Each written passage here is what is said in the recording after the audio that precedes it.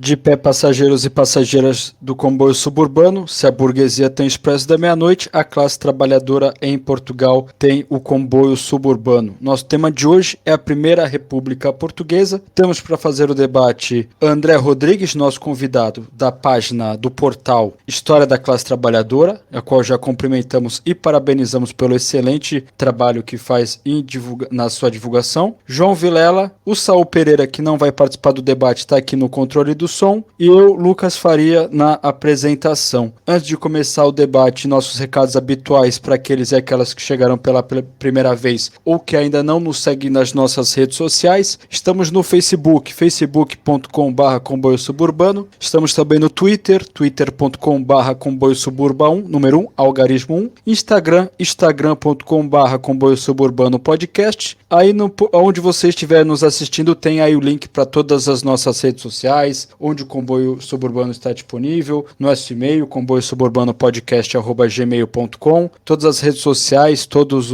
as plataformas de podcast, inclusive recentemente adicionamos ao Amazon Music, também já está disponível o nosso conteúdo lá, e pedimos para aqueles e aquelas que estiveram nos assistindo, ou no caso ouvindo essa discussão através do YouTube, deixarem o like. Quem estiver ouvindo através das plataformas de podcast, avalie o Comboio Suburbano, deixa aí a sua avaliação e também aproveita que a gente deixa o campo aí para você comentar, dizer o que achou da discussão. Fique à vontade para dar suas sugestões, fazer seus comentários, assim como no YouTube também, na caixa de comentários, digam o que acharam da discussão, questões técnicas, enfim, tudo aquilo. Fique à vontade para deixar aí o comentário de vocês, que a gente na medida do possível responde. E quem estiver assistindo através do YouTube, deixa o like, que isso ajuda muito a produção do nosso conteúdo, a divulgação, os algoritmos do YouTube. Não contamos com apoio de partidos, não contamos com apoio dos média burgueses, contamos apenas com o vosso apoio da nossa audiência para fazer o Comboio Suburbano chegar ao número maior de pessoas. Quem estiver assistindo quem estiver ouvindo esse conteúdo na data, perto da data de lançamento, temos uma novidade, temos um sorteio em parceria com os camaradas lá da editora Peabiru do Brasil. Nós vamos sortear uma versão digital do livro A Alma Matinal e Outras Estações do Homem de Hoje, A Emoção de Nosso Tempo, de José Carlos Mariátegui, um autor e militante peruano, muito importante para o campo marxista, para o campo revolucionário. Para participar do sorteio, o sorteio vai ser realizado na live que será realizada no dia 15, segunda-feira. Fique ligado nas nossas redes sociais para confirmação do horário. Também vão na página do nosso Instagram, tem lá o post do sorteio. Sigam as instruções, é só seguir a nossa página aí dos camaradas da editora Peabiru, curtir o post e marcar 3 camaradas nos comentários. Você concorre então a uma versão digital desse novo lançamento, tradução muito, muito cuidadosa, muito bem feita dos camaradas da editora Peabiru, tá bom? Não deixe de participar, quem estiver ouvindo perto da data de lançamento, até o dia 15, segunda-feira, 15 de agosto, participar da live e participar também do sorteio, que aí é uma novidade aí do Comboio Suburbano. Bom, então, como eu referi no início, o tema é a Primeira República Portuguesa, né? E a ideia, né, dessa discussão veio de uma dúvida minha, né? A gente ouve muito falar, quando se fala em história de Portugal, do Império, da colonização, a gente fala do período do fascismo, do Estado Novo, e também do 25 de abril, a consolidação da República Democrática Burguesa, né, em Portugal, a partir do 25 de novembro de 75, né, após um período aí de transição, aí, quando a coisa poderia ter ido para o outro lado e infelizmente não foi, né? Mas eu, pelo menos, sinto muita falta de se falar desse período aí antes do fascismo, entre a queda da monarquia e o Estado Novo, que é caracterizado, né, que é chamado de Primeira República Portuguesa, né? Então, por isso que dentro aqui da gestão do Comboio Suburbano surgiu essa ideia de fazer esse debate. E para começar a discussão, para variar, nós vamos abusar então da licenciatura em História, né, do nosso camarada Vilela, que ele vai começar falando falando das origens do republicanismo português. Já já o nosso convidado, André Rodrigues, do História da Classe Trabalhadora, vai falar, mas para já, Vilela, essa primeira pergunta da origem do republicanismo em Portugal. Vilela, muito obrigado, a palavra é sua. Ora bom, saudações republicanas a todos, não é? Como se costuma dizer. Saúde e fraternidade, como diziam membros do Partido Republicano. Eu começo por agradecer ao André ter aceito o nosso convite. Eu descobri agora, antes de começarmos a gravar, que o André tirou também História, também na Faculdade de Letras do Porto. Portanto, estamos aqui dois antigos alunos da FUL a discutir um assunto que é muito importante e é verdade o que tu dizes, Lucas. É um assunto sobre o qual se fala muito pouco e a esquerda fala muito pouco, quando teria, se calhar, muita coisa para aprender, não só com a prática dos republicanos, mas também estudando os erros e os problemas do republicanismo para corrigir alguns problemas da sua praxis hoje em dia. Mas já lá vamos. Como é que então aparece esta coisa do republicanismo em Portugal? Nós temos, isto é um assunto a que nós correntemente voltamos aqui no comboio, não é?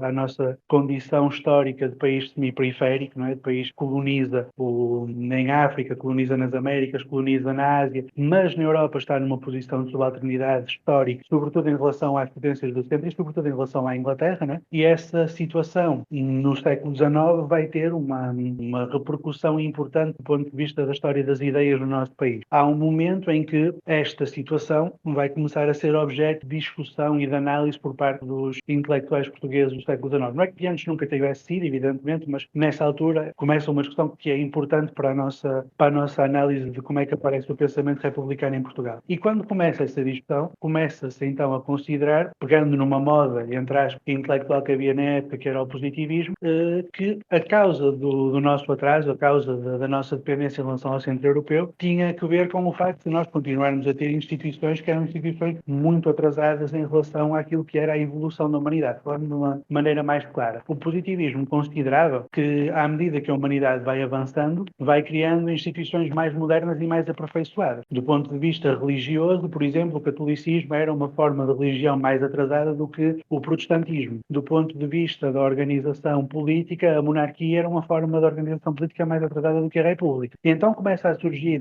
sobretudo nos anos 70 do século XIX, muito porque em 1871 tinha surgido a República em França e em 1878 tinha começado o sexênio democrático aqui ao lado em Espanha, que também vai ter um apontamento republicano a dada altura. Começa, portanto, aqui em Portugal nos anos 70 a surgir a ideia de que nós somos um país atrasado porque, temos um peso ainda muito grande do catolicismo, dois, temos um regime monárquico e não um regime republicano, que seria um regime mais avançado e seria um regime que nos ia permitir ter uma situação política, social e económica que faria com que o país avançasse. O problema do país não avançar era ter instituições muito antigas, ter instituições muito desajustadas, instituições praticamente medievais, como eram a Igreja Católica e como era a monarquia. Esta ideia, portanto, vai começar a ser uma ideia forte, não é? Preciso, para modernizar o país, modernizar as suas estruturas, as suas instituições, por um lado. E por outro lado, vai também começar a surgir a ideia, já mais para finais do século XIX, de que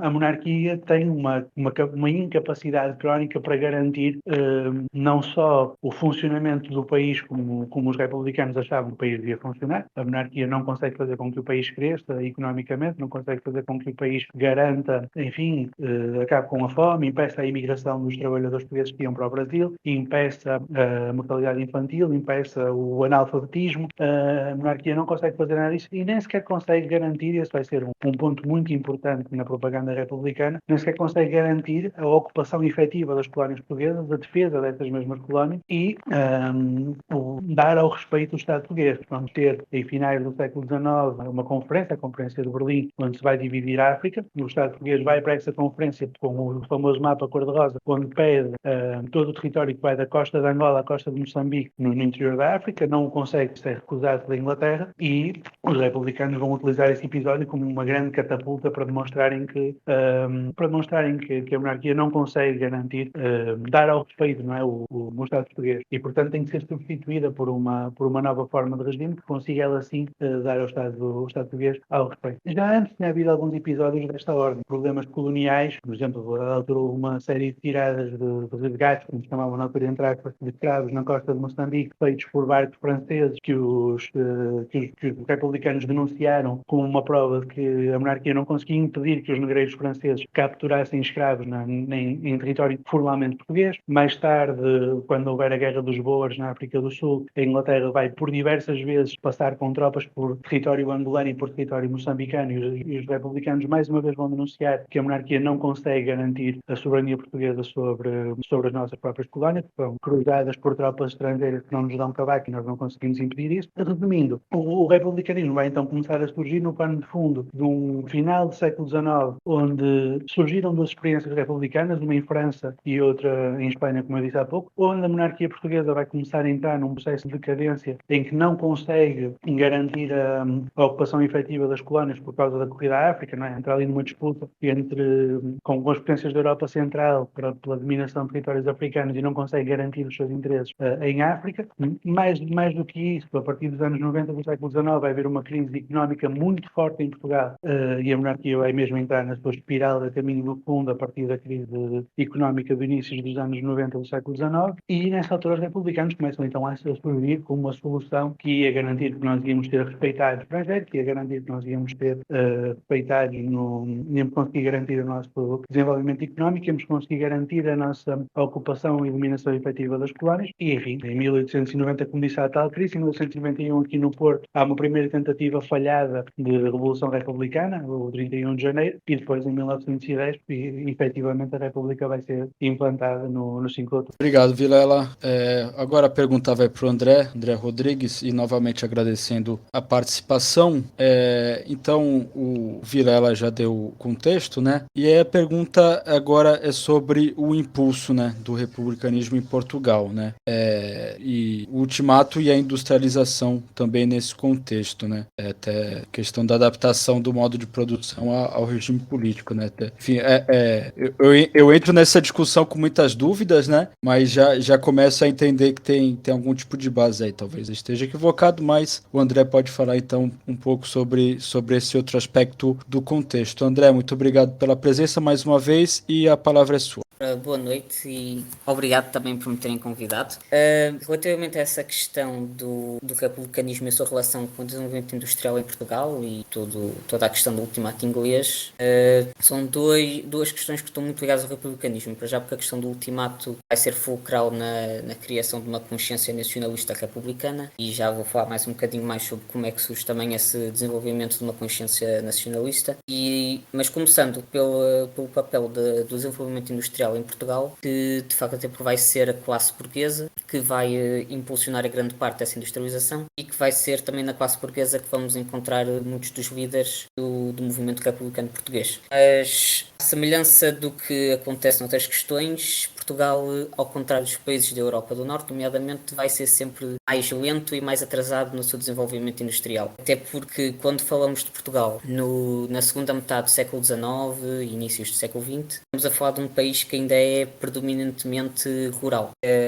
A maior parte da população vive nas zonas rurais, trabalha na agricultura, que leva depois ao facto de que Portugal tem uma característica, que é que temos dois principais centros industriais, que vai ser Lisboa e Porto. Vai ser nessas cidades principalmente que se vai dar o desenvolvimento industrial. Vamos depois também ter a cidade de Setúbal, principalmente na área das conservas, vai ser muito importante, mas nunca ao nível que chega à cidade de Lisboa e à cidade do Porto. A cidade do Porto especificamente, apesar de menor do que a cidade de Lisboa e de ter menor população, vai ter até uma percentagem de trabalhadores fabris que, a certa altura, Oliveira Martins até chega a falar sobre 1/3 dos trabalhadores da cidade do Porto trabalharem em fábricas, o que superaria a percentagem de trabalhadores fabris da cidade de Lisboa. Essa industrialização então foca-se nessas cidades, e para dar um bocado uma imagem daquilo que era o resto do país, aqui no norte o que vai ser predominante é as pequenas propriedades rurais. Portanto, a maior parte da população vive em pequenas aldeias, trabalha em minifúndios e muitas vezes tem outro tipo de trabalhos sazonais ou de artesanato para ajudar a colmatar a miséria em que essa população vivia. No sul de Portugal temos, proporcionadamente na região do Alentejo, temos propriedades rurais de muito maior dimensão, mas a miséria em que estas populações viviam, em que a classe trabalhadora rural vivia, era essencialmente a mesma.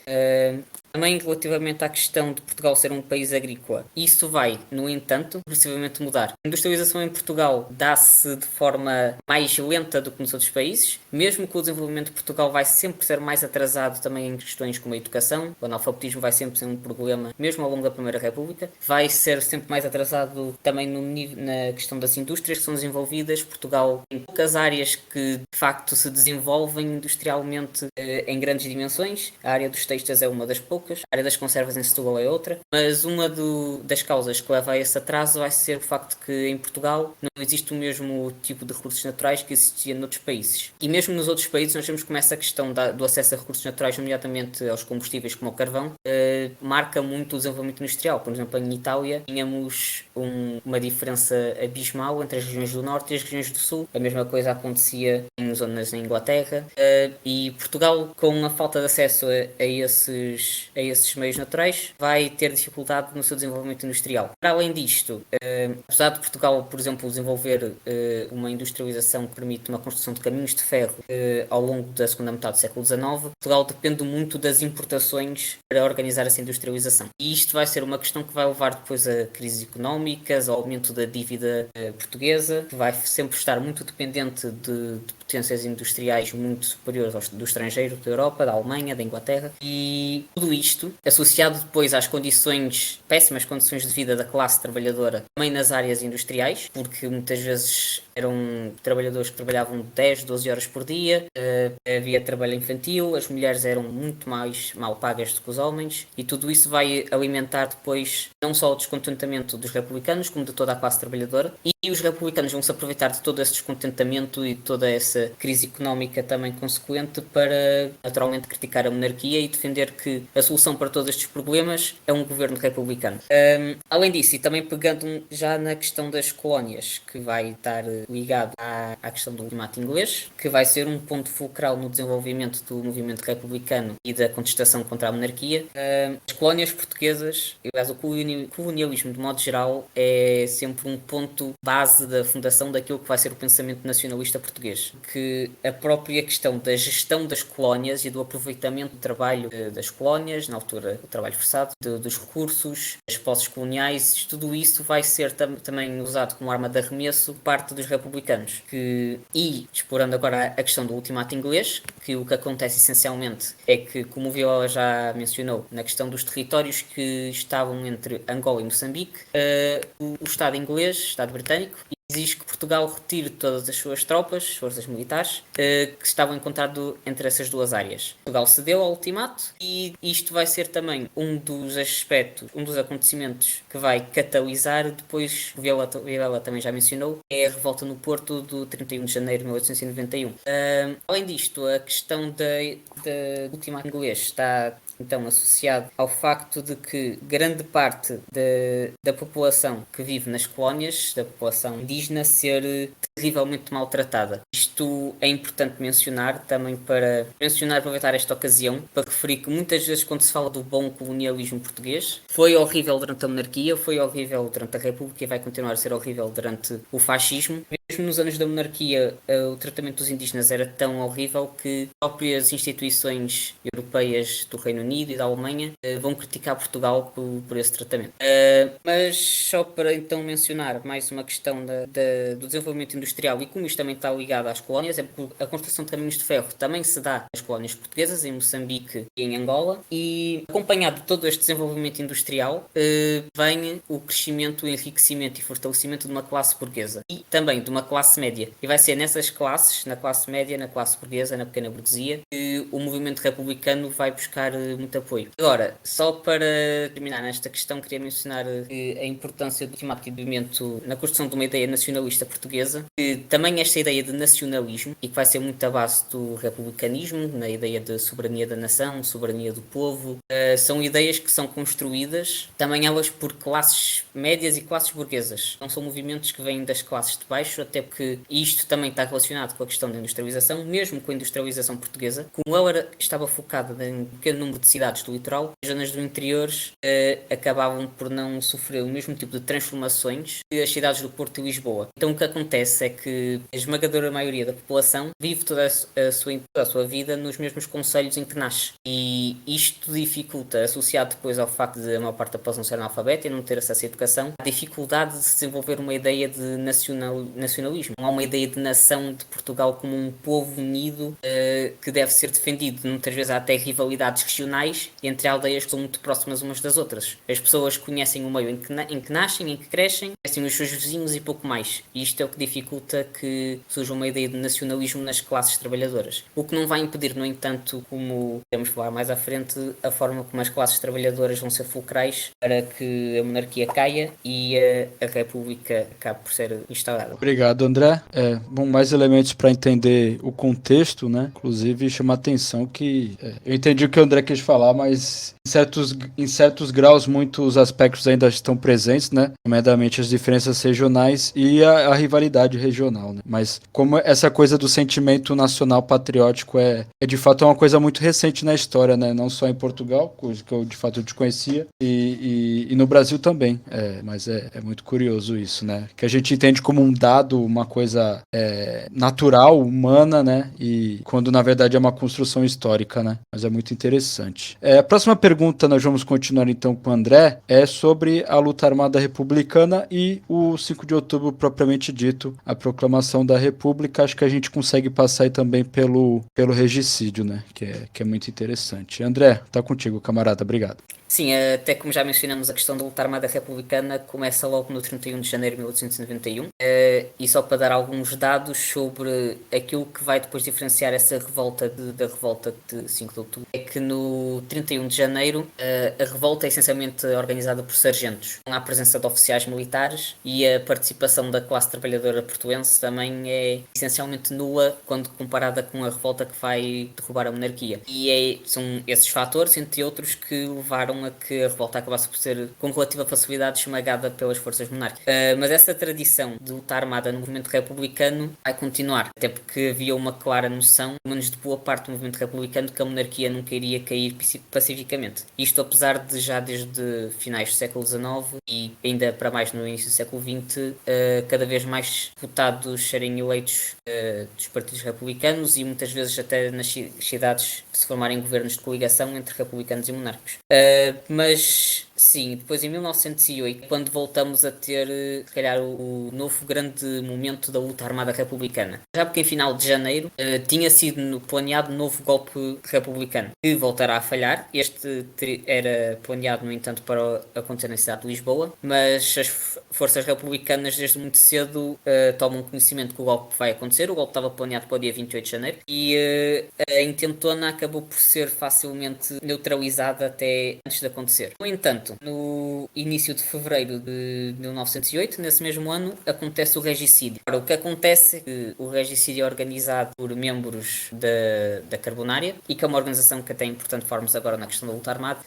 Aliás, duas das principais organizações republicanas eram a maçonaria e a Carbonária. Mas uma diferença fulcral entre estas é que, enquanto a maçonaria era essencialmente constituída por pessoas que vindas da classe burguesa, a Carbonária era organizada em grande parte por pessoas de classe trabalhadora. E vai ser a Carbonária, tanto em 1908 como depois em 1910, que vai ser a principal organização da luta armada republicana. E são, então, nomeadamente, dois membros da Carbonária que vão levar a cabo o regicídio. É Manuel Buissa e Alfredo da Costa. No regicídio, também importante mencionar que há participação na Carbonária não só de republicanos liberais, mas também de republicanos socialistas e inclusivamente do movimento anarquista. Até porque o movimento anarquista vai sempre estar muito associado ao movimento antimonárquico. Havia até, dentro de pelo menos uma parte considerável do movimento anarquista, uma compreensão de que a queda da monarquia e a implementação de uma república poderia ser vantajoso para as organizações anarquistas e sindicalistas. Havia a aspiração de que a queda da monarquia poderia abrir portas à legalização da greve, à legalização da formação de federações sindicais e à facilitação da luta sindical, anarquista, socialista, por uma revolução social. Portanto, a presença de socialistas e anarquistas dentro da Carbonária disciplinar e em colaboração com organizações republicanas vai sempre ser um ponto importante da luta antimonárquica.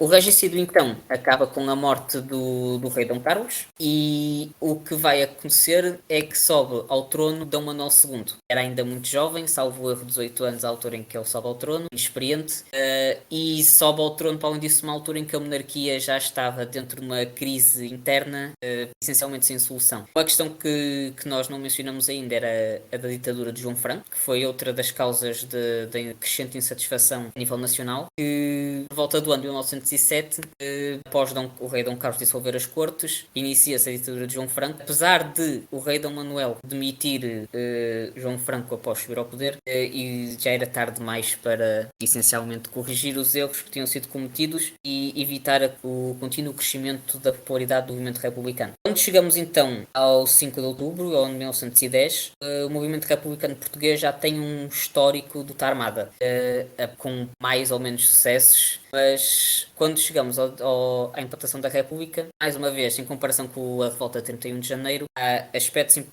que o diferenciam. Para já, ao contrário do dia 31 de janeiro de 1991, há a participação de oficiais do exército na revolta. E se calhar aquele que vai ser o aspecto mais importante, como inclusive o historiador Vasco Polido Valente chega a mencionar no livro, que é O Poder e o Povo, vai ser a participação do povo e da classe trabalhadora que vai ser decisiva à vitória dessa revolta. Isto até porque, apesar de muitos dos líderes do Partido Republicano Português não serem favoráveis ao armamento dos civis, vai ser algo que vai acabar por ir para a frente e embora de forma um bocado desorganizada. E então, na madrugada já do dia 3 de outubro, fica decidido que armar os civis seria uma parte importante da revolta. A luta armada então dá-se em Lisboa e nos arredores de Lisboa durante os dias 4 e 5 de outubro. Não começa de forma muito satisfatória para as forças republicanas, mas graças até mais uma vez à colaboração do movimento anarquista e de movimentos também de sindicalistas, de trabalhadores da cidade de Lisboa, de zonas aproximadas, os republicanos acabam por ser vitoriosos. E queria então mencionar aqui alguns dos aspectos de como a classe trabalhadora teve de facto um papel importante. O Vasco Polido Valente menciona, por exemplo, que a grande maioria daqueles que morreram no dia 5 de outubro e a 4 também nos confrontos com as forças da monarquia são inclusivamente pessoas de classe trabalhadora. São típicos trabalhadores, são sapateiros, são serralheiros. O comum trabalhador urbano naquele período são esses que vão pegar em armas ao lado dos militares e são maioritariamente esses que morrem e são maioritariamente esses que acabam também feridos na luta revolucionária para acabar com a monarquia. Posteriormente também, ou melhor, durante os confrontos, outra das organizações que vai ser importante para a vitória e nomeadamente para vencer a cavalaria da monarquia, como Vasco Polido Valente realça, são as organizações anarquistas. Há grupos anarquistas armados, com espingardas, pistolas e até bombas, que vão por vezes até evitar a derrota dos confrontos das tropas republicanas contra as da monarquia. É muito até ao uso da bomba que os ataques da cavalaria monárquica são derrotados pelas forças anarquistas. E então é desta forma que a monarquia cai. É essencialmente uma aliança entre uma classe burguesa e pequeno-burguesa e um movimento de massas de classe trabalhadora, onde tiveram inclusivamente envolvidos, por exemplo, trabalhadores ferroviários da zona do sul e sueste, que vão ser muito importantes para cortar as linhas ferroviárias e impedir que a monarquia pudesse enviar reforços para a cidade de Lisboa. E também é importante mencionar é que não são os líderes republicanos, aqueles que vão tomar poder, que vão governar a República nos anos seguintes, não são esses que estão nas ruas a combater, são os trabalhadores ao lado dos militares, muitos deles, ou nomeadamente sargentos, que vão efetivamente roubar a monarquia e levar à implantação da República. Obrigado, André. Próxima pergunta vai para o Vilela, para falar então sobre as etapas fundamentais do regime republicano, então já olhando pela consolidação da República, né, proclamação da República e os fatos que sucederam durante esse primeiro período aí. Vilela, está contigo. As intervenções do André têm muita coisa podíamos passar horas a falar sobre elas, né? Mas há aqui uma que eu achei muito interessante ele ter falado, que é esta desigualdade que vai ser muito importante daqui a pouco entre estes dois núcleos urbanos, não é? O núcleo urbano de Lisboa, o núcleo urbano do Porto, que são altamente industrializados, onde há uma grande população operária, e o resto do país, onde há basicamente zonas rurais, sejam de latifúndio, sejam de minifúndio, onde as pessoas vivem em aldeias muito separadas umas das outras, onde têm uma noção muito, muito vaga de que existe tal coisa como um país chamado Portugal. Há, aliás, uma história muito engraçada sobre isso, que é o rei Dom Carlos, antes do Boíça, o ter mandado desta para melhor, fazia muito pouca coisa, era rei, os reis normalmente não trabalham, e ele, como tinha muito tempo livre, dedicava-se à oceanografia. E um dia estava aqui na costa do norte de Portugal a fazer oceanografia e passou perto do iate dele um barco de pescadores e ele ouviu os pescadores a falar e eles tinham um sotaque tão cerrado, que ele não percebeu se eram portugueses ou espanhóis. E então pediu para chamarem os pescadores, eles foram lá falar com ele e ele perguntou-lhes: os senhores são portugueses ou são espanhóis? E os pescadores responderam: nós somos da Póvoa. Ou seja, os pescadores não tinham noção sequer que existia uma coisa chamada Portugal e uma coisa chamada Espanha. É interessante e isto vai ser importante daqui a pouco quando eu pegar noutro tema de que já falarei. Portanto, a República, como estava a dizer o André, implanta-se a 5 de outubro e implanta-se na base desta tal, enfim, com alguma boa vontade, podemos chamar-lhe aliança entre setores burgueses e pequeno-burgueses com setores operários. Eu acho que não é exatamente uma aliança. Eu acho que aquilo que aconteceu nos finais do século XIX, inícios do século XX, foi que a pequena burguesia republicana e mesmo a burguesia republicana conseguiu tutelar os setores operários, não é? A população operária que estava a crescer de uma maneira descomunal não tanto, o crescimento era lento, como o André disse e com razão, mas enfim, estava a aparecer nas cidades de Lisboa e do Porto,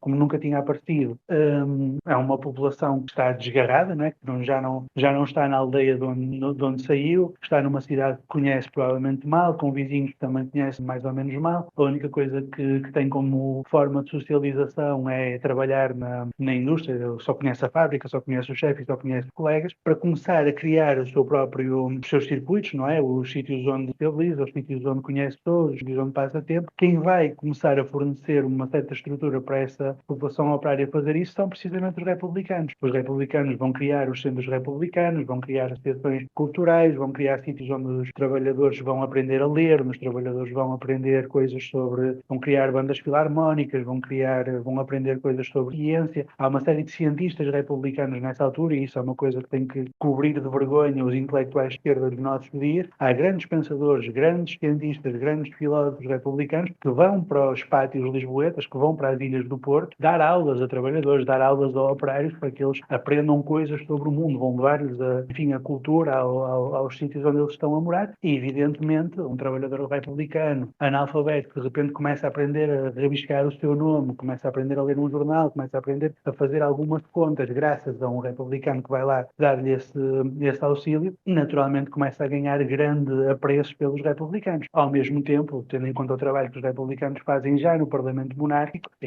estamos sempre a contar esta história, não é, do Afonso Costa, a dizer a propósito dos adiantamentos que eram feitos no Orçamento de Estado ao Rei de Portugal, que por menos que isto roubou no cadafalso a cabeça do Rei Luís XVI, que isto é uma coisa que na altura fez vibrar a população operária de Lisboa, não é? Haver um homem no Parlamento a dizer que era preciso cortar a cabeça ao rei, fez dele um herói. Não é? Então, pronto, a monarquia, quando chega ao poder na base desta aliança de pequeno-burgueses, nesta tutela dos operários pelos pequeno-burgueses, melhor dito, vai começar então um processo em que ela tem, como eu dizia há bocado, destruir as velhas estruturas, tem que destruir a monarquia, tem que atacar a Igreja Católica, tem que desmantelar o Portugal velho e construir um Portugal novo, e tem ao mesmo tempo de impedir, porque a monarquia era profundamente antissindicalista e profundamente antissocialista, tem de impedir essas tendências socialistas, essas tendências sindicalistas no movimento operário. O Vasco Polido Valente, num outro livro, não no Poder e o Povo, como o André falou há pouco, mas na República Velha, o Vasco Polido Valente é um conservador, um homem que está longe de poder ser considerado um revolucionário ou uma pessoa que pudesse criticar a República pela esquerda, não é? Ele diz que a República tem um grande asco ao movimento sindical, porque na realidade os republicanos acham que o socialismo, que as ideias socialistas, são uma forma de pensamento cristão como outra qualquer. Esta ideia de que nós vamos repartir a riqueza entre todos, de que nós vamos de criar uma sociedade onde somos todos iguais, uma sociedade onde as pessoas têm todas paz, harmonia e pão, etc, etc, do ponto de vista de um republicano, é uma forma de socialismo. Os republicanos não defendiam o socialismo coisíssima nenhuma, achavam que a desigualdade social não é uma coisa má em si. A desigualdade social, voltando ao positivismo, é uma consequência da evolução da sociedade. As sociedades primitivas, as sociedades dos homens das cavernas tinham igualdade entre todos. A sociedade complexa não tem igualdade entre todos. E o desejo de voltar a ter igualdade entre todos, achavam eles, é um desejo cristão e, portanto, um desejo de retrocesso. E eram, por isso, contra o sindicalismo. Então, ficam nesta posição, desde o primeiro momento, terem de combater, por um lado, contra a Igreja e os exercícios da monarquia, e, por outro, contra os trabalhadores que exigem cedências de melhoria de condições de vida, Não por acaso o Afonso Costa, figura central da República, aliás, se nós tivéssemos de dizer quem são as três figuras centrais do século XX português, decididamente o Afonso Costa é a primeira, a seguir ao Salazar e a seguir ao Mário Soares. O Afonso Costa vai passar a história como o racha sindicalistas, porque é o homem que fica encarregue durante a República de desfazer sistematicamente todas as movimentações do movimento operário, para garantir que o movimento operário nunca consegue levantar muita cabeça. Mas bom, quando isto tem meio dúzia de períodos que podemos dividir a República, não é? Há um primeiro período que vai até à guerra, não é? De 1910, no ano da instauração da República, até 16, que é quando Portugal participa na Primeira Guerra Mundial. Esses 6 anos estão um bocadinho convulsos. Logo em 1912 há uma tentativa de restauração monárquica, não há uma invasão. Houve um oficial monárquico, que era o pai do Conselho, quando houve o 5 de outubro, fugiu para a Galiza, organizou umas tropas monárquicas na Galiza, treinou-as durante 3 anos. Em 1912 tentou invadir o país e foi derrotado em Chaves, pelos defensores de Chaves. Portanto, logo nessa altura a República começa a perceber que existe a ameaça de uma tentativa de contragolpe monárquico e tem de começar a aplicar medidas mais severas de restrição das liberdades civis, inclusive das liberdades que os republicanos consentiam aos monárquicos, para impedir que eles começassem a fazer ali a organização de golpe, pudessem impor a própria existência da República em causa. O que é que isto leva? Isto leva a que comecem a surgir dentro do movimento republicano tensões, porque à medida que uns dizem é preciso apertar mais, é preciso reduzir mais as liberdades dos monárquicos, é preciso mais vigilância, é preciso mais autoridade por parte da República, outros vão dizer não, nada dessas coisas, nós não fizemos a República para destruir liberdades, fizemos a República para criar um regime mais liberal do que o regime que estava cá antes, então começam a surgir tensões internas, discussões, governos que cedem, até que em 1915 há uma primeira tentativa de ditadura militar. O Presidente da República na altura, o Manuel Arriaga, nomeia um militar para pôr ordem na casa, não é? O Primeiro-Ministro militar não era ligado a nenhum partido e vinha para pôr ordem na casa, uma coisa que nós vamos ver muitas vezes ao longo do século XX português, são militares a serem chamados para pôr ordem na política portuguesa. Este militar era o Pimenta de Castro, que quando chega ao poder, os militares tinham muito apreço pela República. Se nós pensarmos que a República tinha aparecido a dizer que era preciso proteger o território, era preciso proteger a soberania, era preciso proteger as nossas colónias e, portanto, era preciso que o exército tivesse meios, inclusivamente meios militares de arma, não é? Canhões, etc., para se defender dos ataques dos ingleses, dos ataques franceses, etc. Muitos militares começaram a achar que a República era uma boa solução por causa disso e, portanto, o Pimenta de Castro, quando chega ao poder em 15, é um homem que está no poder com a intenção genuína de defender a República e de a corrigir e de a melhorar. Não vai aguentar muito tempo no poder, porque rapidamente se vai perceber que os militares, como se verá mais tarde, muitas vezes ao longo do século XX podem existir, os militares parece que sabem como é que se mete ordem na casa, mas depois quando estão colocados perante a tarefa de meter ordem na casa realmente não sabem, e então vai durar pouco no governo. Vai sair, voltam então políticos do Partido Republicano, e nisto, como disse há pouco, já estamos em 1915, já tinha começado a Primeira Guerra Mundial, já havia uma guerra que opunha a França à Alemanha e à Inglaterra, né? França e Inglaterra de um lado e a Alemanha e a Áustria-Hungria do outro, e a Alemanha começa a fazer uma série de diligências junto de Espanha, né? Para que Espanha também invada a França. Ou seja, não houve ali um momento em que a Alemanha quis que a Espanha entrasse na guerra ao seu lado e fizesse uma espécie de tenaz sobre a França. Para impedir essa tenaz, o governo inglês também vem à Espanha e diz que vocês mantiverem a neutralidade na guerra que nós estamos a ter, quando esta guerra terminar, vocês podem invadir e anexar Portugal, que nós vamos fazer vista grossa. Vocês podem tomar conta daquilo, nós não vamos fazer a coisíssima nenhuma para impedir, mas para já deixem-nos acabar a guerra e deixem-nos ganhar a guerra com a Alemanha. Isto ficou-se a saber, não é? O governo português soube disto, e quando soube disto, o governo republicano português viu que tinha de fazer alguma coisa para impedir que esta situação acontecesse assim que terminasse a Primeira Guerra Mundial. Tinham de se colocar numa posição em que uma invasão espanhola a Portugal não fosse possível no fim da Primeira Guerra Mundial. Então decidiram mandar tropas para auxiliar a Inglaterra e a França na Flandres. E é aqui que começa o problema.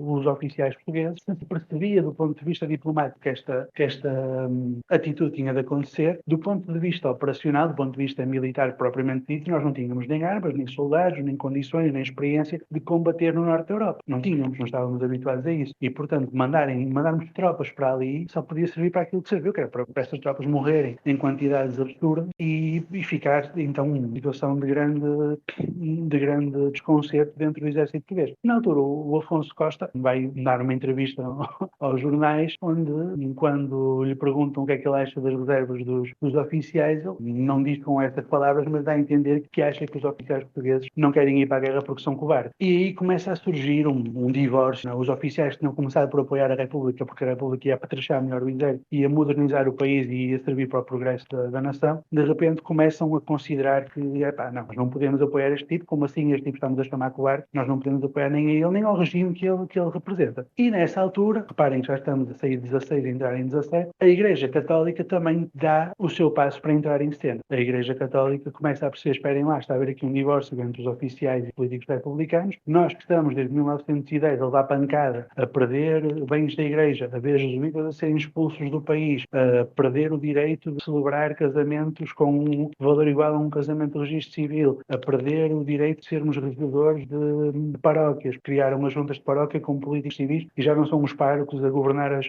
freguesias. Nós agora temos uma oportunidade, com os oficiais a ficarem zangados com os republicanos, vamos ter também de nos associar ao combate contra a República para derrubar a República outra vez. E, por sorte, por azar, nessa altura, logo calha de 1917 a ver as aparições de Fátima. E, portanto, de repente a República começa a ser posta em causa não apenas pelos oficiais que não gostaram de ser chamados de covarde, mas também pelos padres que começam a dizer que estão a aparecer anjos e figuras de Nossa Senhora ali em Fátima que dizem que é preciso combater estes republicanos ateus que estão a pôr em causa a religião portuguesa, etc, etc, etc. E, portanto, começa ali a haver uma evolução, como o André dizia há pouco, não é? Deste Portugal que não está nos centros urbanos onde a República existia e tinha muito poder e era hegemónica, este Portugal rural, minifundista, este Portugal que não tinha entendido nem aceitado que houvesse uma mudança de regime, mas também não tinha sido capaz de impedir, começa a mexer-se e a dizer que não quer a República, quer outra coisa qualquer. Bom, há um primeiro momento em que volta a haver um novo militar que toma conta do poder em 1917, Sidónio Pais, que está um ano no poder com uma ditadura bastante feroz, com a Assembleia da República fechada, é o único presidente presidencialista que nós tivemos, não? Ele não tinha primeiro-ministro, governava sozinho como presidente, começa a tentar fazer as pazes com a Igreja, começa a tentar criar uma república onde houvesse uma absorção dos princípios conservadores da sociedade portuguesa rural, e quando toda a gente achava que ele ia conseguir fazer isso, há um elemento da Carbonária que o execute, que o mata, em 1918. Quando ele é morto em 1918, entramos numa nova fase, não é? Em que no norte de Portugal, acaba a brincadeira, imediatamente há uma série de notáveis locais que criam uma junta de governo do reino e declaram uma monarquia no norte de Portugal, a chamada Monarquia do Norte, com os seus trauliteiros, que eram umas milícias que andavam a caçar os republicanos um pouco por todo o norte e a obrigar a que se aceitasse o estabelecimento da monarquia. Esta Monarquia do Norte acaba por fracassar porque quando se vai falar com o Dom Manuel II, o último rei de Portugal, que estava exilado em Londres, o Dom Manuel II diz nem pensar, eu não vou voltar para Portugal, nem pouco mais ou menos, porque o Dom Manuel II, como dizia há bocado o André, com razão, é um homem que em 1908, quando se dá o regicídio, ele tinha 18 anos e viu o pai e o irmão serem assassinados à frente dele. Depois teve 2 anos no poder sem saber muito bem o que estava a fazer, era um miúdo e acaba por ser escorraçado pelo 5 de outubro. Quando lhes vão falar 9 anos depois, volta para Portugal, vai ser rei outra vez, nem pensar, não estou apanhado do capacete, não vou voltar para esse país nem por nada deste mundo. Eu estou muito bem aqui em Londres, não vou apoiar nada de monarquias do Norte, coisa nenhuma, eu fico aqui. Sem rei, a monarquia do Norte acaba por se dissolver sozinha e, passado uns tempos, acaba por se descobrir diante de um novo contra-ataque republicano. No entanto, esta república que em 1919 tinha conseguido dar cabo dos monarcas, dar cabo da reação católica, etc., está completamente esgotada politicamente. Ela não tem apoio na classe operária, porque tinha passado 10 anos a bater, tinha passado 10 anos Afonso Costa a ser racha sindicalista, não tinha apoio no lativo, no minifúndio, tinha acabado de bater nos seus representantes quando lutou a monarquia do Norte, e mesmo a burguesia portuguesa, quando olhava para a República, o que é que via? Havia um conjunto de pessoas que se metiam em guerras que ficavam extremamente caras e não tinham nenhum retorno económico relevante, que faziam um esforço muito grande para tentar meter a classe operária na ordem, mas a classe operária nunca deixava de estar armada, nunca deixava de ter a carbonária, nunca deixava de conseguir fazer frente às polícias, fazer greves e de colocar a produção num sarilho permanente, e portanto começa a haver um problema grave ali para a República, que é nenhuma classe social está interessada em manter-se como base social da República. E portanto começamos a ter um processo que vai terminar no 28 de maio, e eu deixo essa parte agora para o André, que é o processo da degradação e da destruição, no fim de contas, da República. Obrigado, Vilela. Próxima pergunta, então, vai para o André e vai falar, como o Vilela já adiantou, da queda da Primeira República com o 28 de maio. A palavra está contigo, André. Bem, como o Vilela já mencionou, quando nós nos começamos a aproximar de 1926, a República está numa situação em que nenhuma classe social está propriamente satisfeita com o estado do país. Para mencionar até mais alguns aspectos, a classe trabalhadora portuguesa, que se tinha desenvolvido muito com a industrialização que já mencionamos, onde cresceu em número de sindicatos, em número de trabalhadores sindicalizados, onde toda a República tinha sido constantemente massacrada. Os trabalhadores eram presos, eram torturados, muitas vezes eram mortos e, naturalmente, como já aconteceu na monarquia, continua a acontecer na República, vai continuar a acontecer na ditadura militar e no fascismo, eram também deportados em grandes números para as colónias, para o degredo. Uma das questões até interessantes é que, quando nos aproximamos do fim da República, acontece ao mesmo tempo tanto de um fortalecimento, de certa forma, das classes trabalhadoras, que foram progressivamente criando as suas federações sindicais, com a União Operária Nacional, posteriormente a Confederação Geral do Trabalho, que vai ser assumidamente anarco-sindicalista. No início dos anos 20 surge o Partido Comunista Português. Há uma radicalização do movimento operário, mas há também uma radicalização de movimentos de extrema-direita, fascistas, integralistas, nacionais sindicalistas, que vão fazer oposição à República. Portanto, a República nesta fase é atacada tanto da extrema-direita como da extrema-esquerda, como de pessoas mais moderadas de centro-direita e esquerda. O próprio Partido Democrático, que se encontrava no poder na altura da queda da República, sob a liderança de António Maria da Silva, já tinha tido uma cisão nesta altura. Portanto, mesmo o próprio partido que se encontrava no poder e que tinha sido o partido muitas vezes mais popular ao longo de toda a existência da República, sofria cisões internas. Do interior do partido tinha saído a esquerda democrática, que era liderada por José Domingos dos Santos, e que vai ser uma figura importante até durante o movimento do Rieralho que se segue ao golpe de Estado.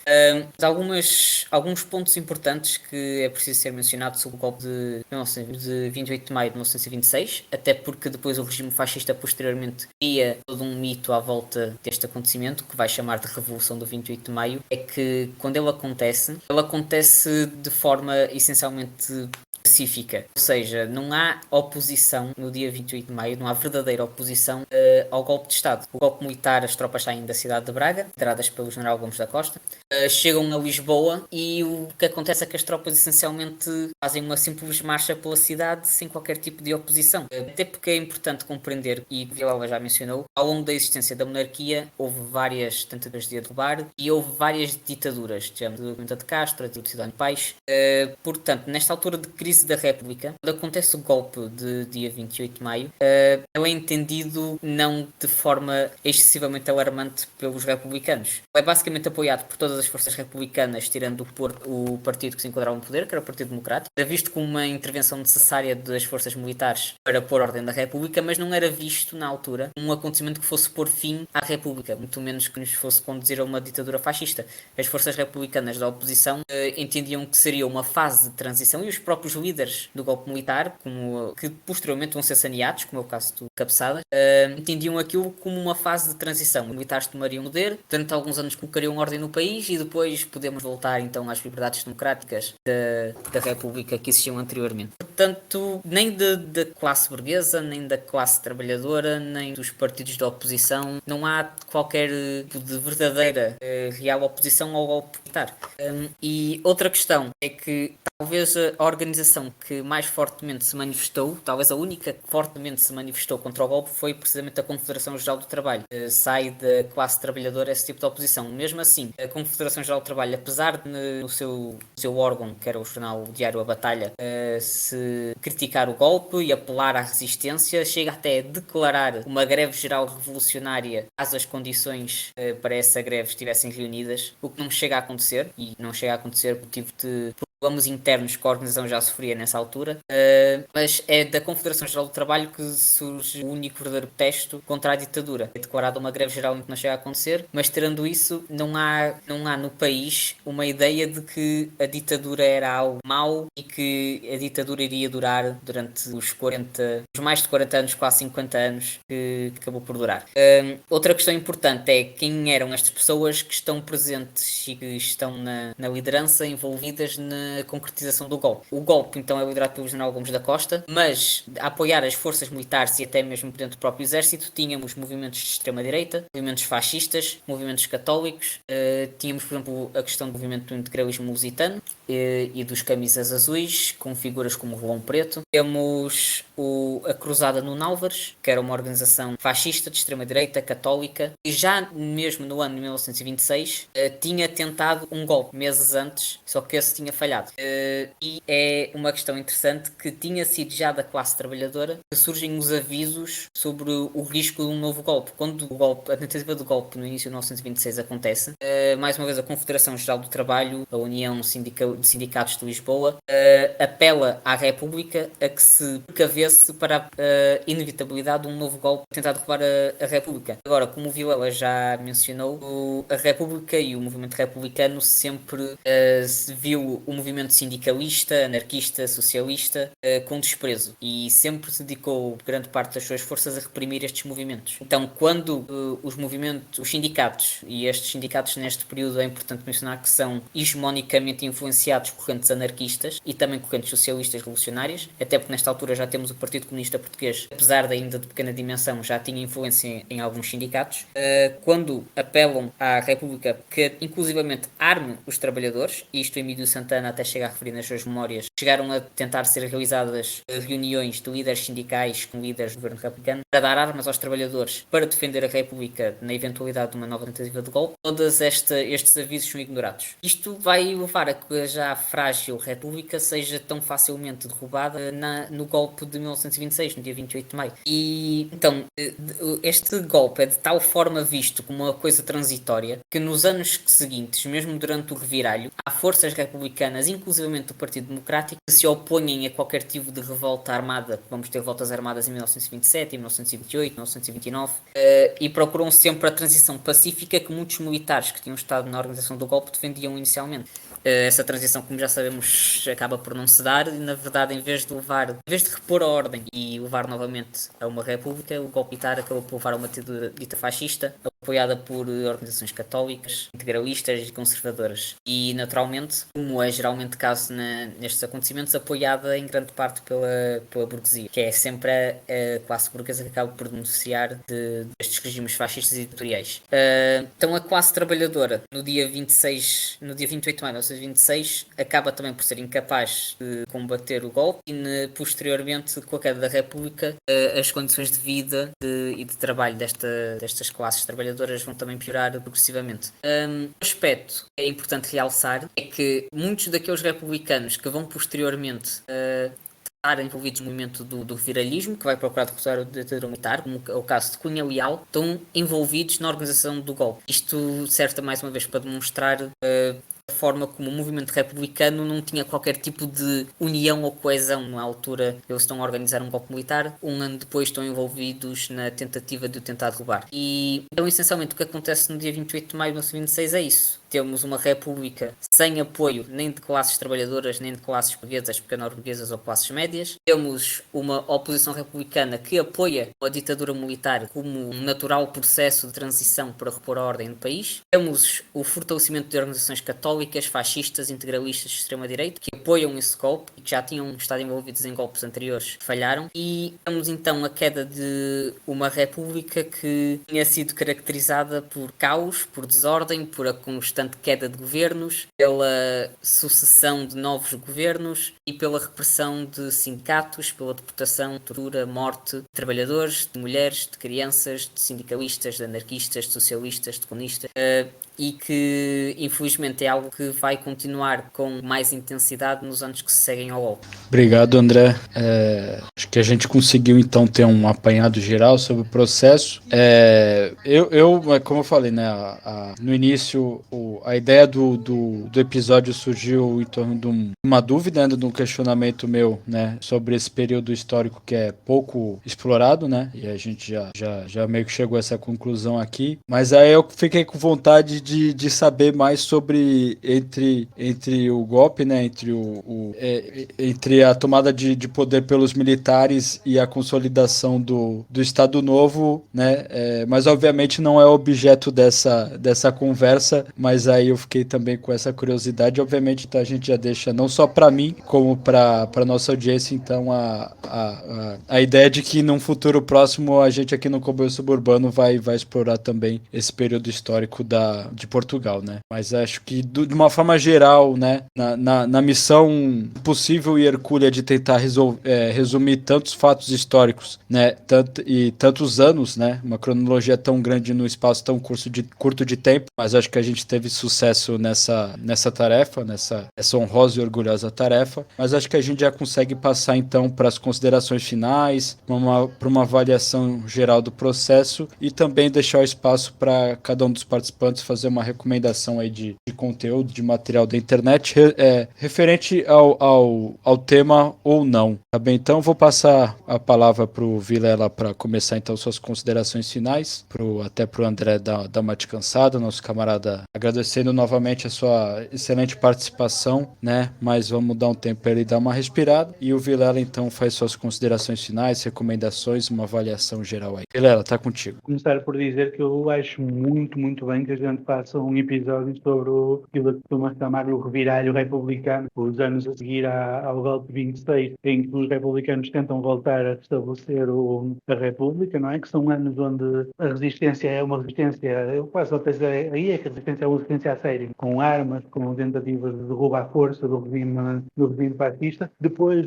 quando a partir de 30 e qualquer coisa, 34, 35, 36, o reviralho começa a deixar de existir e passamos a ter uma resistência antifascista. Já não é uma resistência feita pelos reviralhistas, é uma resistência sobretudo dirigida pelo PC. Essa resistência é absolutamente heroica, não há dúvida em relação a isso, é uma resistência que vai ser, quanto mais não seja, louvável porque dura de 26 a 74 e não verga nunca. Se não tivesse mais nenhum mérito, e tinha pelo menos esse, de ter conseguido aguentar todo o período da ditadura sem ser dissolvida pela repressão, e não foi porque a repressão não tentasse, mas realmente tem muito mais colorido da minha perspectiva a fase da resistência reviralhista, que é uma resistência armada, violenta e que prova uma coisa que muitas vezes a gente ouve. Aliás, prova duas coisas. Uma, que é uma coisa que me irrita solenemente, que é quando dizem em português que são um povo de brandos costumes. Não são.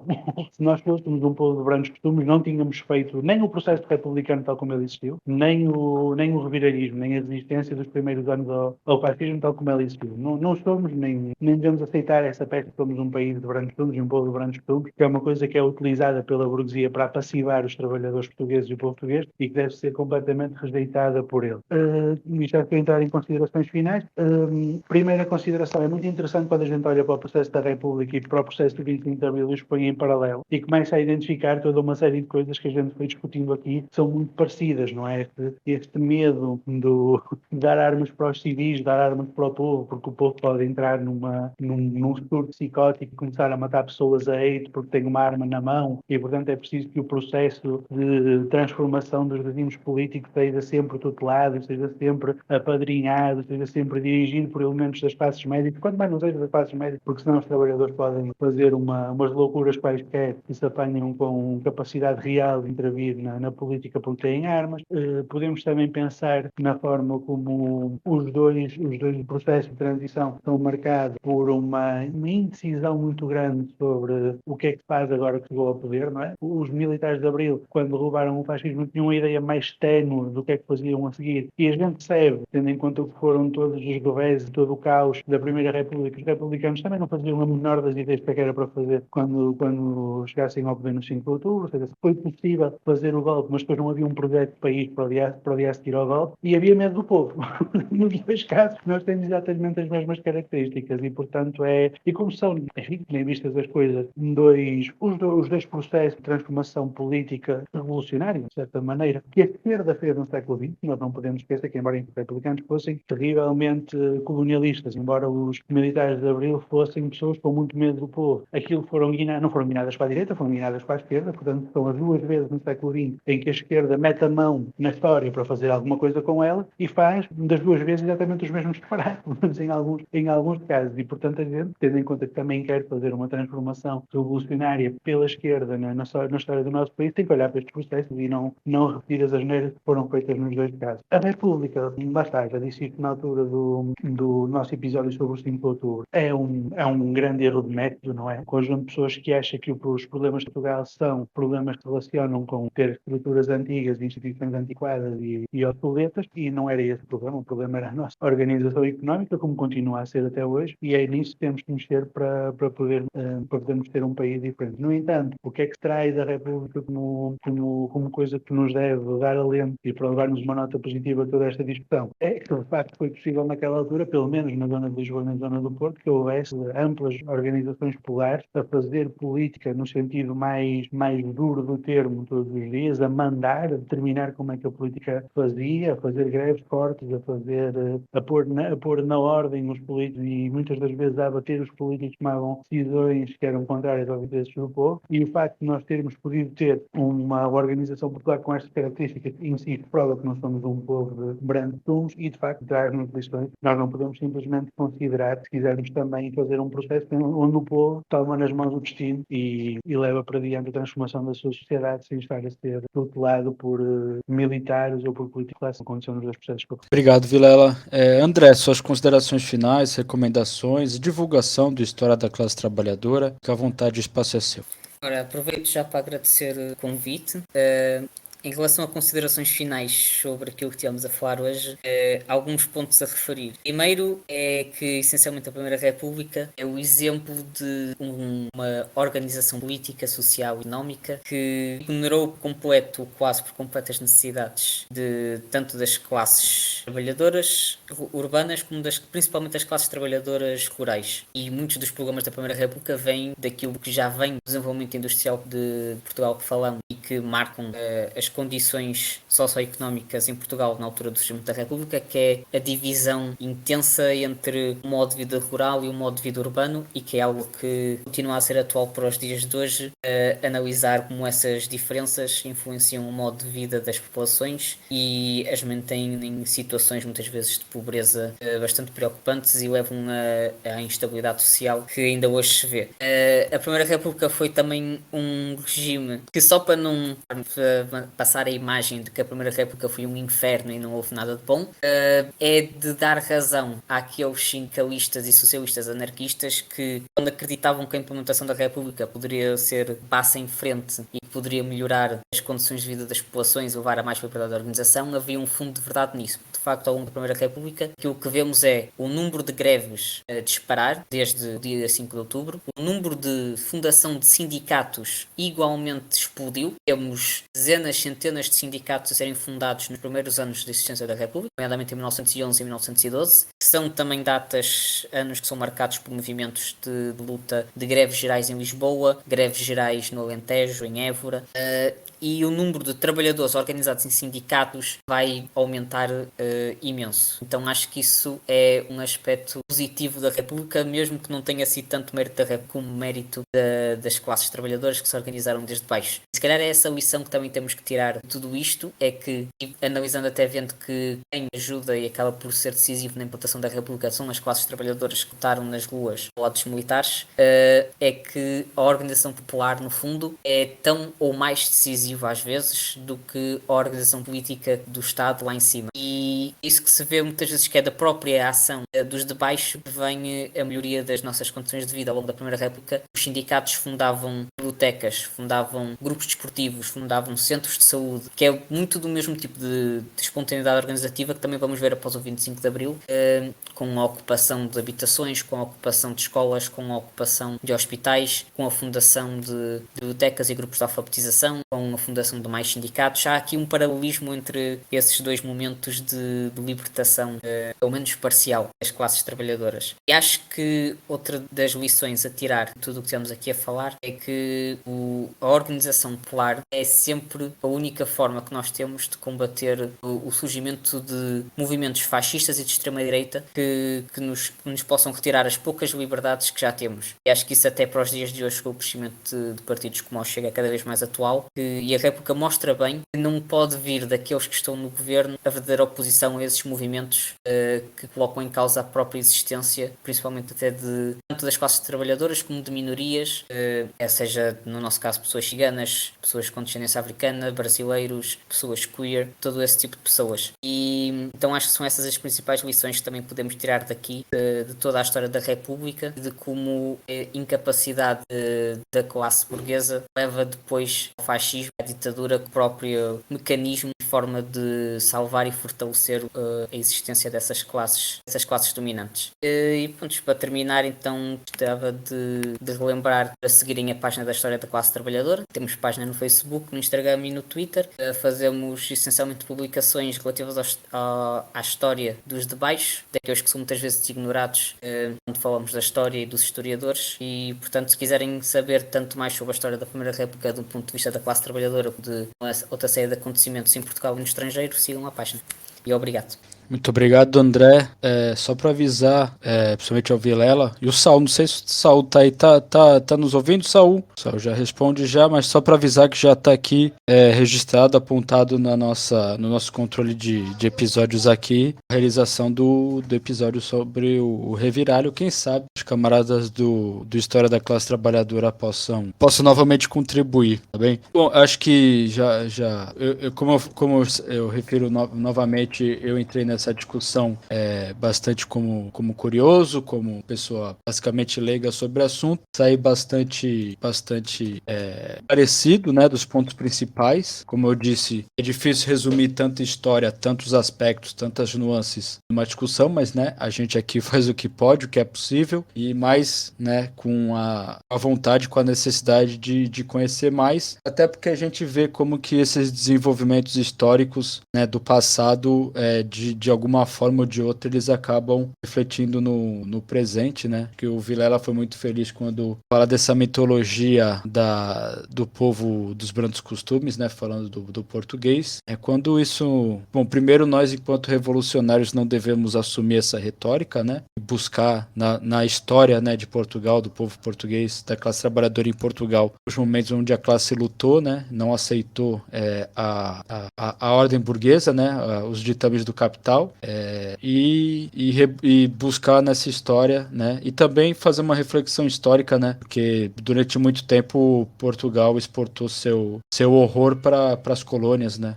E como dessa vez o André também foi muito feliz na minha humilde avaliação, né? E como isso cotidianamente se resvala até os dias de hoje em Portugal. Acho que é sempre importante a gente analisar e debater a história, porque ela acaba muitas vezes respingando no presente, tá bem? Bom, acho que era isso, tá bom? Então agradecer novamente, quantas vezes for necessário, a participação do André, a disponibilidade e a contribuição, o trabalho do História da Classe Trabalhadora. Quem não conhece ainda, conheça, bem? Vá lá no YouTube, no Instagram e no Twitter, todo dia, literalmente todo dia, os camaradas estão lá brindando com conteúdo do melhor que existe na internet, né? E aí o Comboio Suburbano se sente muito lisonjeado de poder estar dando espaço aqui para os camaradas enriquecerem a nossa produção de conteúdo. Quem está assistindo através do YouTube, deixa o like, é muito importante para nós. E seja através do YouTube, através da plataforma, deixem aí o comentário, dizem o que achou. Se tiver alguma dúvida, coloca. A gente tenta mandar a mensagem para os camaradas do História da Classe Trabalhadora e eles esclarecem aquilo que for necessário, caso tenha ficado alguma dúvida. Saul, quer deixar alguma consideração final, camarada? Tá aí ouvindo aí, mandou mensagem pra gente. Quer dizer alguma coisa, alguma recomendação? Tá planejando algum conteúdo pro Perigo Vermelho? Mandou aqui que não? Então tá bom, Saul. Então acho que a gente já pode encerrar. Fique ligado no Perigo Vermelho, já deixei a deixa aqui, tá bom? Muito obrigado pela participação, pela presença e até a próxima.